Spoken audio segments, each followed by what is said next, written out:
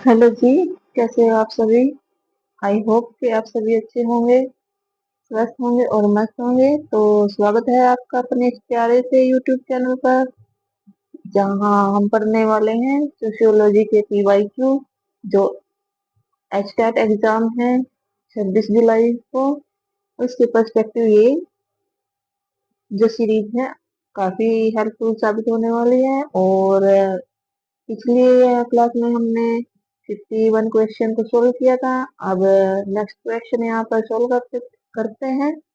देखते हैं क्या क्या क्वेश्चन आज यहाँ पर हैं और उनको सोल्व करते हैं। तो अगर आप हैं चैनल पर नए, तो आपसे रिक्वेस्ट है कि चैनल को सब्सक्राइब कर लें और वीडियो को लाइक और शेयर करना ना भूलें। और इससे आपको काफी हेल्प होने वाली है। ठीक है डियर, तो करते हैं स्टार्ट बिना देरी करते हुए। और जो क्लास है ये थोड़ी रैपिड रैपिड फायर में रहेगी। ठीक है, तो देखते हैं पहला क्वेश्चन क्या है। यहाँ पूछा गया है कि आत्मदर्पण का सिद्धांत किसने दिया था। तो बहुत ही इजी क्वेश्चन है। आत्मदर्पण का सिद्धांत देने वाले कौन थे, वो थे C.H. फुले साहब जी। और यहाँ पर डाउट हो सकता है J.H. मीर और फुले में, क्योंकि मीर जी ने सब का सिद्धांत दिया था, यानी me and I and me का सिद्धांत देने वाले कौन थे, वो थे J.H. मीर जी। और लेकिन यहाँ पर आत्मदर्पण सिद्धांत पूछा गया है, आत्मदर्पण का यानी लुकिंग ग्लास सेल्फ के बारे में पूछा गया है। तो ये सिद्धांत देने वाले थे, वो थे C.H. फुले जी। ठीक है भैया, नेक्स्ट क्वेश्चन है। यहाँ राइट आंसर हो गया ऑप्शन नंबर ए। समाजीकरण क्या है। तो समाजीकरण एक ऐसी प्रोसेस है तो ये जिसमें सीखना एक प्रोसेस होती है। जब बच्चा दुनिया में आता है तब से ही उसका समाजीकरण होने लगता है, और समाज में रहते हुए वो विभिन्न प्रकार की क्रियाएं सीखता है। और विभिन्न वैल्यू नॉर्म्स जो है वो सीखता हुआ पलता बढ़ता है। और ये प्रक्रिया जो है समाजीकरण की, ये जन्म से और मृत्यु पर्यंत तक चलती रहती है। ठीक है डियर, तो इसका राइट आंसर हो गया ऑप्शन नंबर ए। समाजीकरण एक सीखने की प्रक्रिया है। नेक्स्ट क्वेश्चन है, निम्नलिखित में से कौन सी समाजीकरण की एक एजेंसी नहीं है, यानी जो समाजीकरण करती है, जिसके माध्यम से समाजीकरण होता है, ऐसी एक एजेंसी कौन सी नहीं है इनमें से। तो डियर, परिवार भी एक समाजीकरण की एजेंसी है, साथी समूह भी एक एजेंसी है, क्योंकि साथी जब ग्रुप बनता है, उनका पीयर ग्रुप बनता है, तो उसमें रहते हुए भी उसका यानी मनुष्य का समाजीकरण होता है, बच्चे का समाजीकरण होता है, तरह तरह की एक्टिविटी वहां पर सीखता है, ग्रुप में रहना सीखता है। ठीक है, और स्कूल में भी समाजीकरण होता है। स्कूल में रहते हुए वो औपचारिक शिक्षा ग्रहण करता है, समाज के बारे में जानता है क्या कुछ है समाज। लेकिन जो पुलिस है ये समाजीकरण का एक एजेंसी नहीं है। ठीक है डियर, तो राइट आंसर हो गया ऑप्शन नंबर 3। नेक्स्ट क्वेश्चन है, आत्म के विकास में मैं और मुझे की अवधारणा देने वाले कौन थे। तो देखिए डियर, अभी ऊपर बताया था J.H. मीर जी।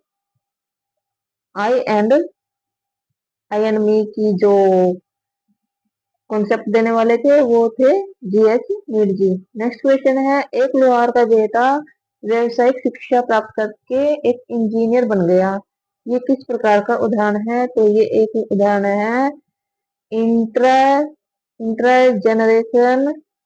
Generational mobility. ठीक है, राइट आंसर हो गया option number C.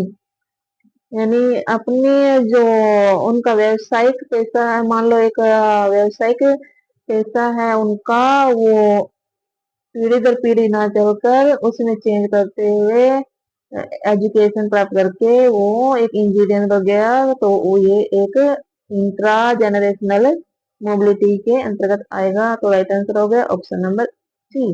Next question है, कौन सा सामाजिक स्तरीकरण का स्वरूप नहीं है। सामाजिक स्तरीकरण किस किस बेस पर होता है। धर्म के आधार पर पाया जाता है, वर्ग के आधार पर पाया जाता है, जाति के आधार पर पाया जाता है। क्योंकि सामाजिक स्तरीकरण में क्या होता है, इसमें ऊंच नीच यानी ऊपर नीचे का भाव पाया जाता है। ये चाहे वो पद को लेकर हो गया, वर्ग में पद को लेकर हो गया, धर्म में धर्म के आधार पर धर्म को ऊंचा नीचा समझा जाता है, जाति में भी ऊंच नीच का भाव पाया जाता है, लेकिन लिंग क्या है?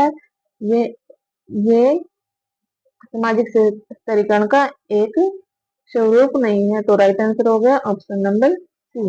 नेक्स्ट क्वेश्चन है, समाज में उच्च एवं निम्न सामाजिक इकाइयों के मध्य संस्करण मूलक विभाजन क्या कहलाता है? अभी ऊपर क्वेश्चन आया था, जो समाज में उच्च एवं निम्न सामाजिक इकाइयों के मध्य संस्करण मूलक विभाजन क्या कहलाता है? ये कहलाता है सोशल मोबिलिटी यानी सामाजिक स्तरीकरण। क्योंकि समाज का जो उच्च और निम्न जो सामाजिक इकाइयां बनती होती हैं वो एक स्तरीकृत समाज कहलाता है। ठीक है यार। तो नेक्स्ट क्वेश्चन है, सामाजिक स्तरीकरण का प्रकार्यात्मक सिद्धांत देने वाले कौन थे? तो सामाजिक स्तरीकरण का प्रकार्यात्मक सिद्धांत देने वाले थे किंग्सले डेविस और मूर साहब जी। तो ऑप्शन सही हो गया 1। नेक्स्ट क्वेश्चन है, पुस्तक होमो हायरार्किस किसके द्वारा लिखी गई है? तो ये लिखी गई है लुई ड्यूमा के द्वारा। ठीक है। राइट आंसर हो गया option number C. Next question है, यहाँ सूची मैच करनी है। इसमें जो कंट्रोल के जो कुछ कॉन्सेप्ट दिए गए हैं कि किसके द्वारा कौन सा कॉन्सेप्ट दिया गया है समाज के नियंत्रण का, और यहाँ पर मैच करना है।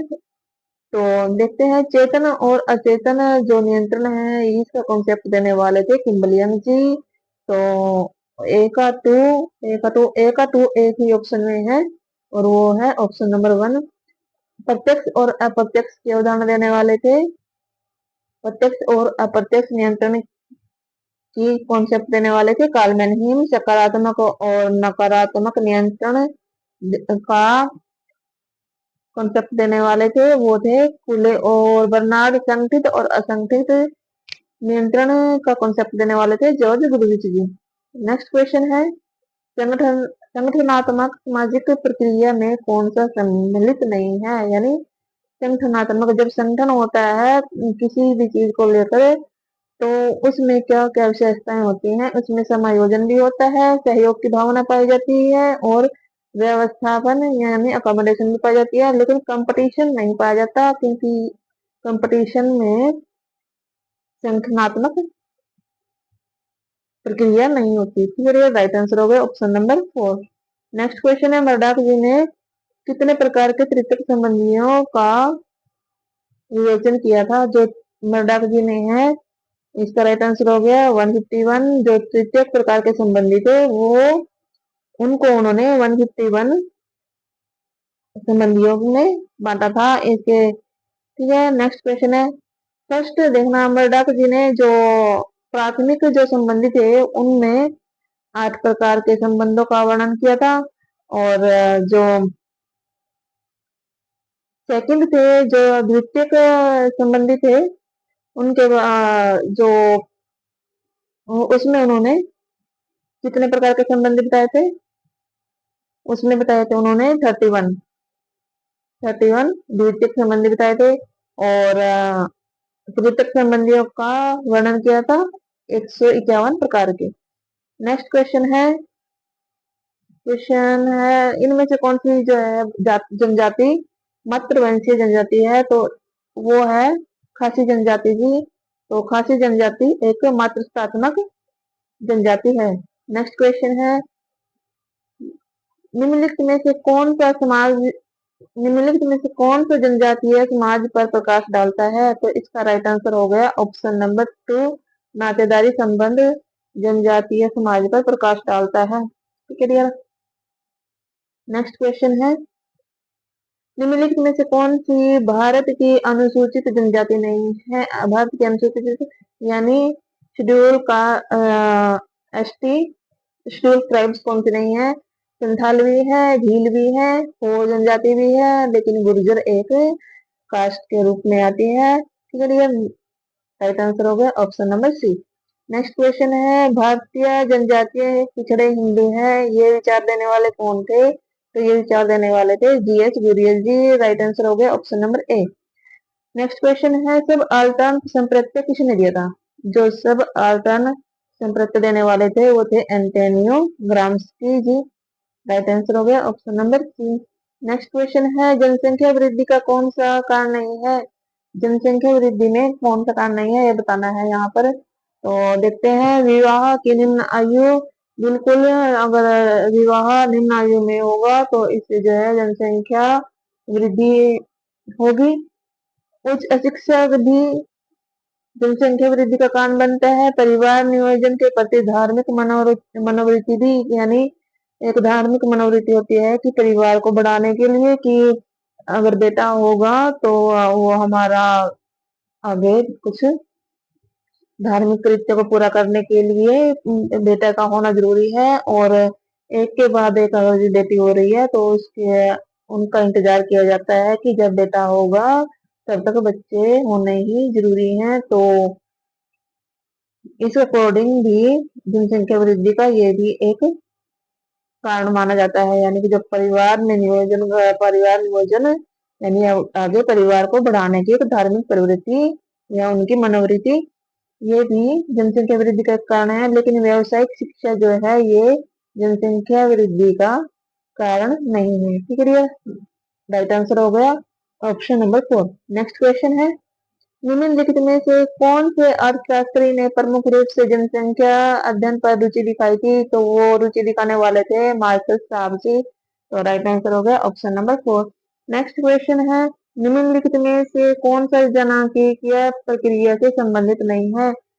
जनांकीय प्रक्रिया से यानी जो डेमोग्राफिक प्रोसेस है उससे रिलेटेड नहीं है। तो जन्म दर भी है, मृत्यु दर है, रोगग्रस्तता है, लेकिन प्रवास इसकी एक प्रक्रिया नहीं पाई जाती। तो राइट आंसर हो गया option number C. Next question है विचलन का अनुकरण सिद्धांत किसने दिया था। विचलन का अनुकरण सिद्धांत देने वाले थे वो थे Emile Durkheim ji. Right answer हो गया option number C. Next question है जन्मजात अपराधी की अवधारणा किसने दी थी। जो जन्मजात अपराधी थे उसकी अवधारणा देने वाले कौन थे, वो थे लम्ब्रोसो साहब जी। राइट आंसर हो गया ऑप्शन नंबर ए। जन्मजात अपराधी की अवधारणा देने वाले थे लम्ब्रोसो साहब जी। नेक्स्ट क्वेश्चन है संपूर्णानंद आश्रम निम्नलिखित में से किससे जुड़ा है। तो जो ये संपूर्णानंद आश्रम है ये खुले जेल से रिलेटेड है। नेक्स्ट क्वेश्चन है इनमें से क्या बाल अपराध का एक कारण नहीं है। बाल अपराध के लिए कौन से कारण जिम्मेवार है। टूटे परिवार भी एक जिम्मेवार है। भावात्मक अस्थिरता भी इसका जिम्मेवार होता है जो बाल अपराध होता है। और मानसिक क्षीणता भी बाल अपराध के लिए मुख्य कारण के रूप में जाना जाता है। लेकिन जो सही समाजीकरण है, सही समाजीकरण होने से जो बच्चा है वो अपराध करने से हटता है, यानी उसका सही समाजीकरण होता है तो वो सही सही राह पर चलता है, ना कि बाल अपराध करता है। तो राइट आंसर हो गया option number D. Next question है स्वेद पोष अपराध शब्द का प्रयोग किसने किया था।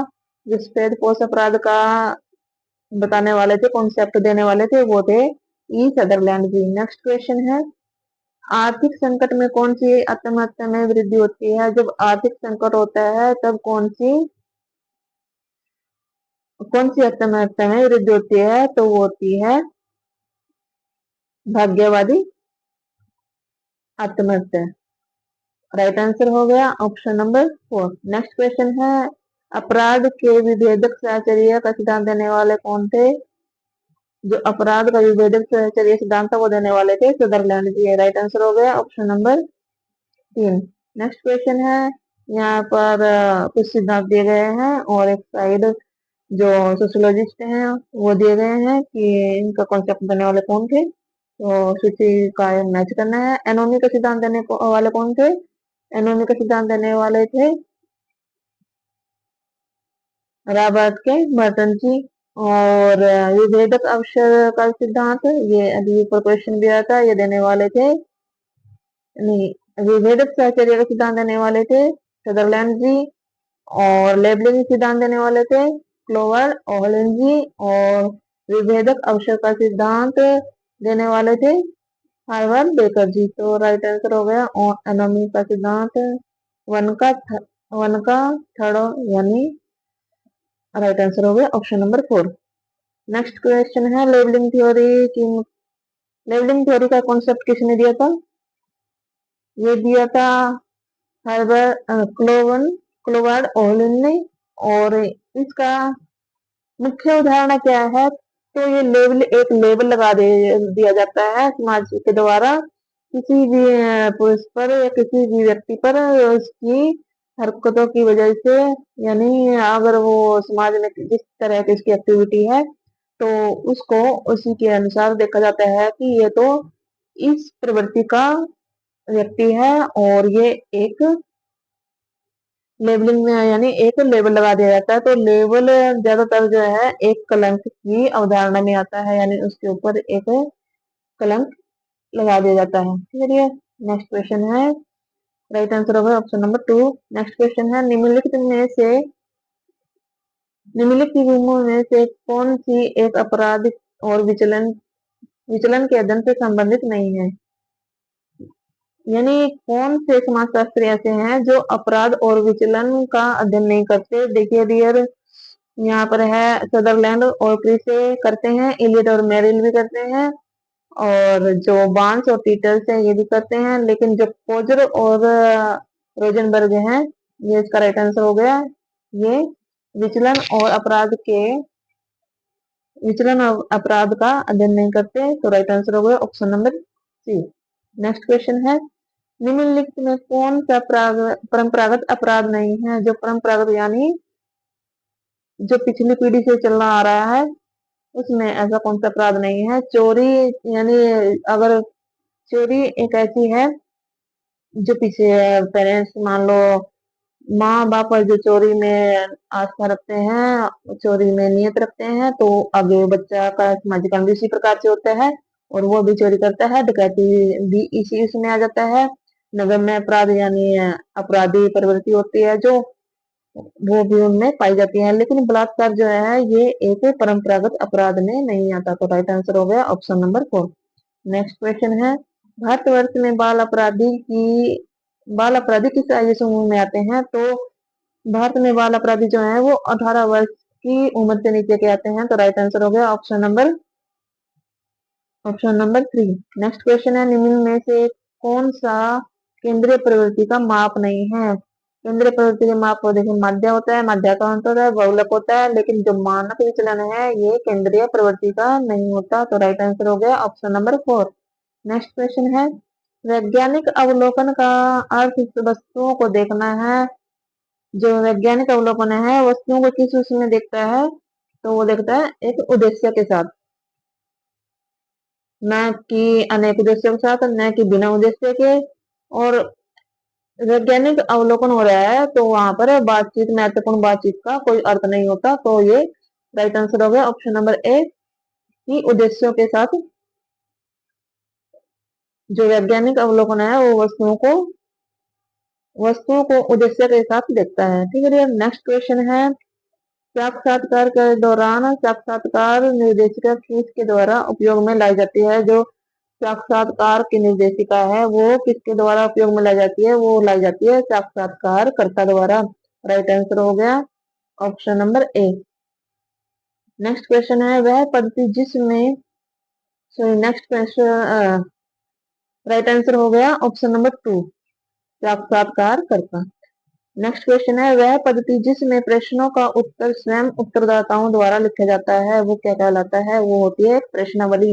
एक प्रश्नावली दी जाती है उत्तरदाता को, उसमें बोला जाता है कि जो भी आपका आंसर है वो इसमें फिलअप कर दीजिए। फिलअप में यानी वो यस नो में उत्तर दिया जाता है या टिक मार्क करने में होता है। तो प्रश्नावली एक प्रकार का उत्तरदाता द्वारा लिखे जाने वाला प्रश्नों का एक समूह है। ठीक है डियर, नेक्स्ट क्वेश्चन है, एक सामाजिक इकाई के संपूर्ण अध्ययन हेतु कौन सी पद्धति का उपयोग किया जाता है?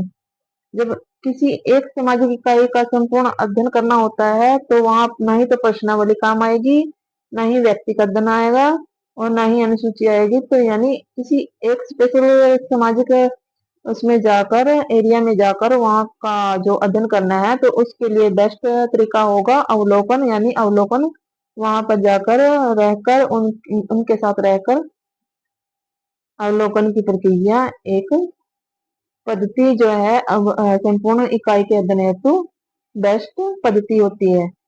नेक्स्ट क्वेश्चन है, निम्नलिखित अनुसंधान चरणों का सही क्रम बताइए। जो अनुसंधान के चरण हैं वो उनमें कौन से चरण सही क्रम है ये बताना है। तो सबसे पहले क्या होता है, अनुसंधान अभिकल्प यानी एक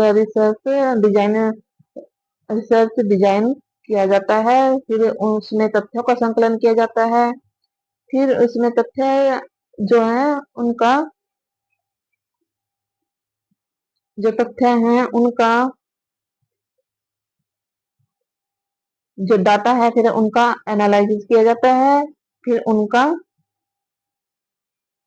इंटरप्रिटेशन किया जाता है। यानी यहाँ पर राइट आंसर हो गया ऑप्शन नंबर ए, अनुसंधान अभिकल्प, तथ्य संकलन, तथ्य संसाधन तथा तथ्य विश्लेषण और निर्वचन। नेक्स्ट क्वेश्चन है, एक शून्य प्राकल्पना क्या होती है।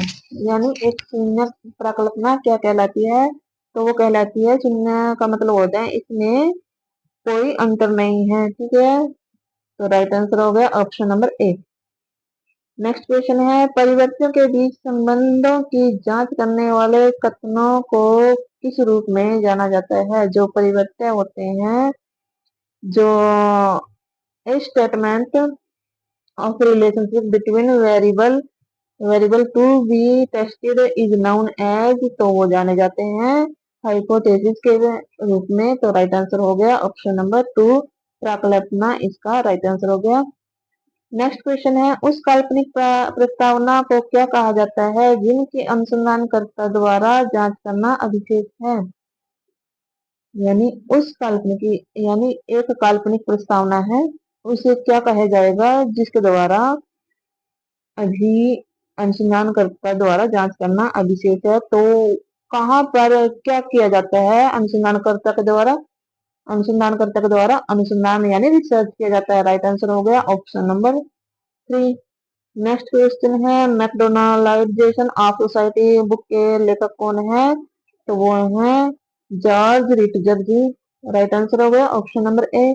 नेक्स्ट क्वेश्चन है, दुर्कीम के अनुसार कौन सा सामाजिक तथ्य की विशेषता नहीं है। तो सामाजिक तथ्य की विशेषता नहीं है, सामाजिक तथ्य अमूर्त होते हैं। सामाजिक तथ्य अमूर्त होते हैं, तथ्य फैक्ट अमूर्त होते हैं। नो, यही राइट आंसर है। यानी सामाजिक तथ्य की प्रकृति मूर्त होती है, ना कि अमूर्त। नेक्स्ट ऑप्शन है, सामाजिक तथ्य व्यक्ति से बाहरी होते हैं। बिल्कुल होते हैं। सामाजिक तथ्य जो है, तथ्य में बाध्यता की विशेषता पाई जाती है। बिल्कुल पाई जाती है। सामाजिक तथ्य वैदिकीय तथा सामान्य दोनों प्रकार के होते हैं। तो इस डियर देखिए इसका राइट आंसर, आई थिंक इसका राइट आंसर ऑप्शन नंबर 4 होगा। वैदिकीय तो शायद नहीं है, सामान्य तो हो सकता है पर वैदिकीय नहीं हो सकता। राइट आंसर तो शायद इसमें थोड़ा मेरे को डाउट है। इसका राइट आंसर आई थिंक 4 होगा। ठीक है, नेक्स्ट क्वेश्चन देखते हैं। नेक्स्ट क्वेश्चन क्या कहता है। नेक्स्ट क्वेश्चन में पूछता है, सामाजिक क्रिया के वेबेरियन वर्गीकरण का सही क्रम क्या है। जो सामाजिक क्रिया का वेबेरियन यानी वेबर के द्वारा वर्गीकरण किया गया था उसका सही क्रम क्या है। तो सबसे पहले आता है परंपरागत क्रिया, सबसे पहले आता है परंपरागत क्रिया, फिर आता है नहीं, फिर आता है प्रभावात्मक क्रिया, फिर आता है मूल्यांकनात्मक क्रिया, और जो तार्किक क्रिया है वो सबसे बाद में आएगी। तो राइट आंसर हो गया ऑप्शन नंबर 1। नेक्स्ट क्वेश्चन है, वर्स्टेहन जो मेथड है देने वाले कौन थे। वर्स्टेहन मेथड का उपयोग करने वाले थे मैक्स वेबर जी। राइट आंसर हो गया ऑप्शन नंबर 3। नेक्स्ट क्वेश्चन है, अब तक के सभी समाजों में इतिहास का अब तक के सभी समाजों का इतिहास वर्ग संघर्ष का इतिहास रहा है। तो ये कहने वाले थे, ये स्टेटमेंट देने वाले कौन थे, ये थे कार्ल मार्क्स जी। क्योंकि कार्ल मार्क्स जी ने वर्ग संघर्ष का कॉन्सेप्ट दिया था। तो राइट आंसर हो गया ऑप्शन नंबर 2। नेक्स्ट क्वेश्चन है, मार्क्स के साथ जो कम्युनिस्ट मैनिफेस्टो मार्क्स जी की बुक है उसके साथ ये बुक लिखने वाले कौन से लेखक थे। वो थे एफ एंजिल साहब। ये कम्युनिस्ट मैनिफेस्टो मार्क्स और एंजेल्स के द्वारा लिखी गई है। नेक्स्ट क्वेश्चन और इस सीरीज का लास्ट क्वेश्चन है, निम्नलिखित में जो सूची है वो मैच करनी है। कॉन्सेप्ट दिए हैं और जो इसके विचारक हैं वो दिए गए हैं। सावियवी एकता का कॉन्सेप्ट देने वाले कौन थे? वो थे एमिल दुर्कheim जी। सावियवी और यांत्रिक एकता का कॉन्सेप्ट देने वाले थे एमिल दुर्कheim जी। अलगाव अलगाव का देने वाले थे कार्ल मार्क्स जी। पश्चिमीकरण का कॉन्सेप्ट देने वाले थे एम श्रीनिवास जी। और जो तार्किकीकरण है उसका देने वाले थे मैक्स वेबर जी। तो राइट आंसर हो गया। देखते हैं सावियवी एकता 1 का 2 में भी है और 3 में भी है। और तार्किकीकरण मैक्स वेबर 2 में भी है, 3 और 3 में भी है। अलगाव कार्ल मार्क्स